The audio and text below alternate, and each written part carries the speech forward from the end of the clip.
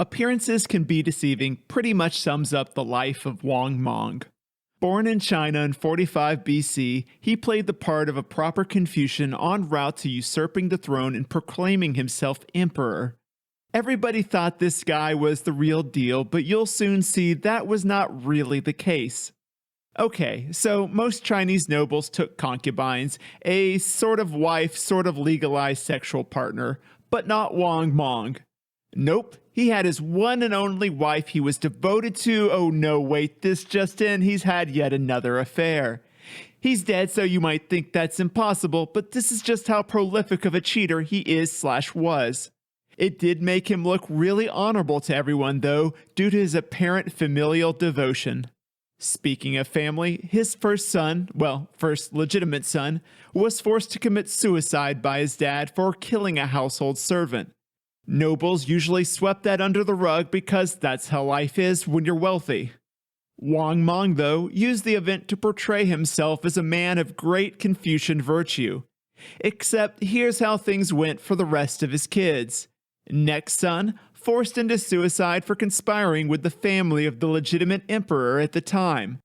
Next son after that, forced into suicide for having an affair with the same woman as Wang Mang and plotting to kill him. His only daughter, forced into suicide by an angry mob storming the palace to kill Wang Mang. And the final son, we have no idea, but let's be real, we can probably guess.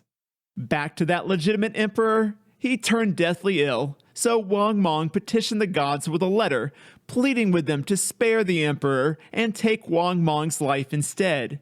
Super noble, except guess how this emperor got sick? Wang Mang absolutely definitely poisoned him. Even worse, this emperor was a child, 14 years of age. Even worse-er? This child was the husband of his daughter, who Wang Mang pushed into marriage at 11 years old, only to turn her into a widow 2 years later. When the time came, Wang Mang usurped the throne and tried his best to keep up the charade. He did things like outlaw slavery, except the penalty was slavery. And yeah, it was really mostly about limiting the power of the noble class.